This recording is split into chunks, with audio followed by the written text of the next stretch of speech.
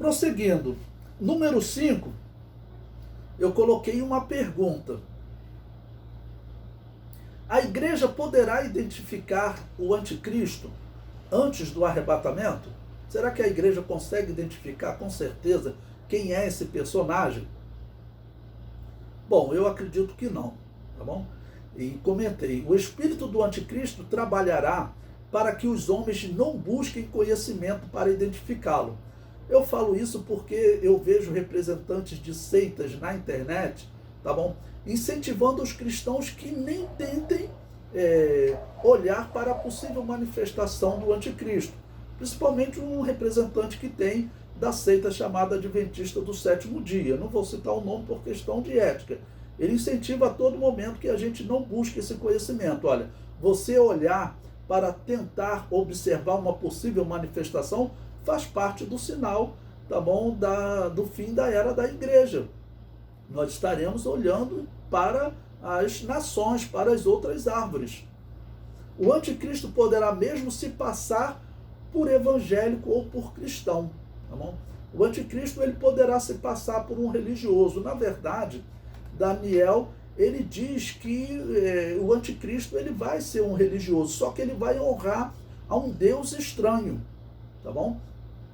Então o anticristo ele poderá sim manifestar esse tipo de engano, pelo menos antes da grande tribulação. Durante a grande tribulação eu acredito que em algum momento ele vai realmente se manifestar como contrário ao cristianismo e contrário à Bíblia Sagrada. Haverá uma mudança grande no anticristo, principalmente na segunda metade da grande tribulação. O número 6, eu coloquei, o anticristo proclamará a mentira, né?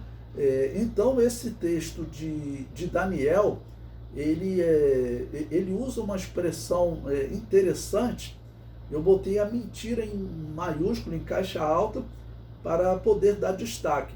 Ele fala que nesses últimos dias, ele está falando do anticristo, né? Ele fala, também esses dois reis terão o coração atento para fazerem o mal, e a uma mesma mesa falarão a mentira. Então ele não diz que falarão uma mentira. Eles falarão a mentira. Ela, porém, não prosperará, porque o fim há de ser no tempo determinado, tá bom? O anticristo proclamará a mentira anunciada por Daniel, que significa, é possível desafiar uma ordem divina. Essa mentira começou a ser anunciada no Éden. É verdade. Por quê? Quando a serpente questionou Eva sobre qual árvore ela poderia comer, se Deus havia proibido de comer de todas as árvores do jardim, quando Eva respondeu de forma um pouco torta, né? Ela disse que não poderia comer da árvore que estava no meio do jardim, não era isso que Deus anunciou, né? E também ela anuncia que não poderia tocar o que Deus não falou. Ela vai dando uma série de respostas erradas. Ela não afirmou que morreria no dia, só afirmou que morreria. E quando ela diz isso, a serpente começa a anunciar essa mentira. Qual é a mentira? A serpente disse, olha, certamente não morrereis. Ou seja, essa é a ordem de Deus. Mas vocês podem desafiar essa ordem. Então, eu acredito, na minha interpretação, essa é a mentira que o anticristo proclamará. Ou seja, o anticristo, ele anunciará a todo mundo num determinado momento da grande tribulação, provavelmente naquele momento em que ele se declarará mesmo como inimigo da Bíblia, como inimigo do Deus da Bíblia, tá bom? Então, ele anunciará, defenderá diante da humanidade que o Deus da Bíblia pode ser desafiado e que a humanidade pode ficar sem castigo, tá bom?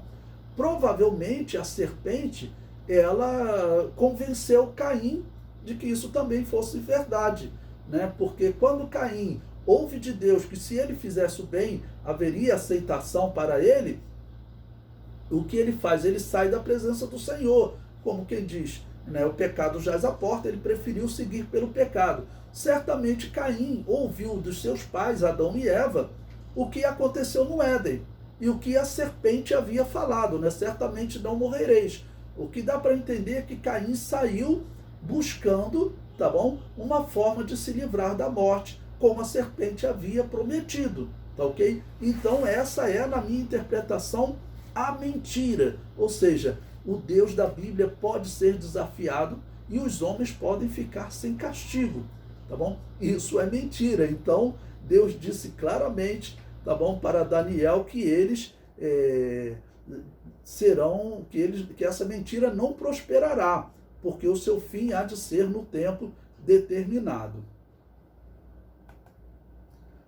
O slide 33, eu comento: o anticristo iniciará o seu engano falando em Deus e defendendo Israel, mas o seu discurso final será declarado contra o Deus da Bíblia, tá bom? Nós veremos também textos do Apocalipse que realmente evidenciam que ele ficará contra o Deus da Bíblia, se declarará contra o Deus da Bíblia. Mas no começo, ele deve ficar a favor de Israel. Por quê? E de uma certa maneira até se apresentar como alguém que acredita na Bíblia. Por quê? Porque Israel, eles esperam um Messias que cumpra as Escrituras. O anticristo, ele quer assentar-se no templo de Deus, querendo parecer Deus.